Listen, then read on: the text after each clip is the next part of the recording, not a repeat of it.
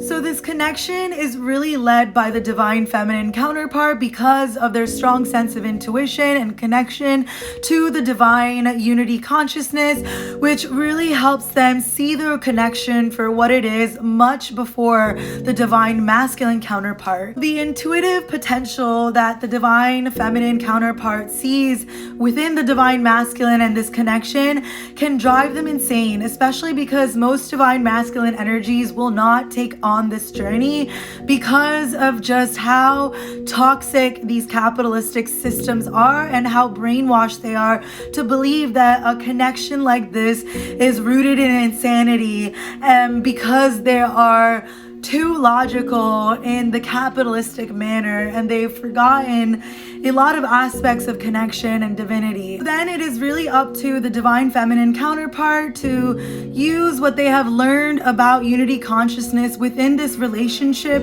to then be able to emit unconditional love beyond themselves, beyond this connection, and towards true revolutionary work that will help change this world. My twin flame journey began in high school, and I had a very tumultuous and traumatic childhood, which led me to a deep depression by the time I was in high school, several suicide attempts, but the one where I was almost successful, I came out of it completely frustrated, on my knees, asking the universe, why?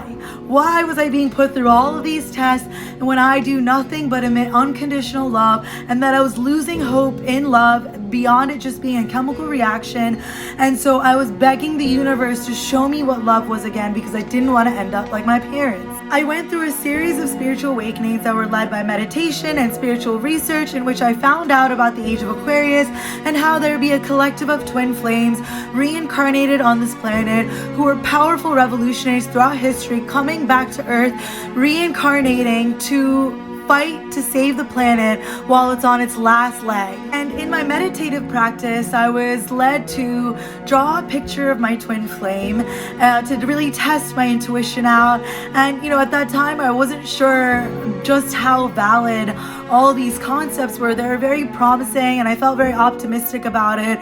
But there was also a part of me that has been through so much trauma that felt like all this was too good to be true. I later find out that I'd been going to my twin flames high school because my brother had wrestling practice there, and I would go and roam around the school while he'd practice, just looking at the different pictures. And I remember looking at the swimmers' pictures, just like slowly looking at each one of them, thinking, what if one of these are my twin flame? So fast forward to college. At this point, I'm in a committed relationship with who I end up realizing is a karmic, but I ended up being with them for 8 years. But the first time I met my twin flame was with this karmic partner that I was with, and it was at a festival. And when I looked at my twin flame, it felt like I was looking at him for 20 minutes and the whole world stopped, and I realized that he looked exactly like the picture that I drew back in high school. Not only that, but I also find out that he went to that high school that I was roaming in the hallways looking at all the pictures, especially the swimmers' pictures, being like, is that my twin flame? Because he was on the swim team. And so I couldn't stop thinking about him the entire festival, and I felt like I was going crazy because I barely knew this person, but I felt this unexplainable amount of love for him, even though I was in a committed relationship with this person that I thought I loved, and I just felt such guilt within me.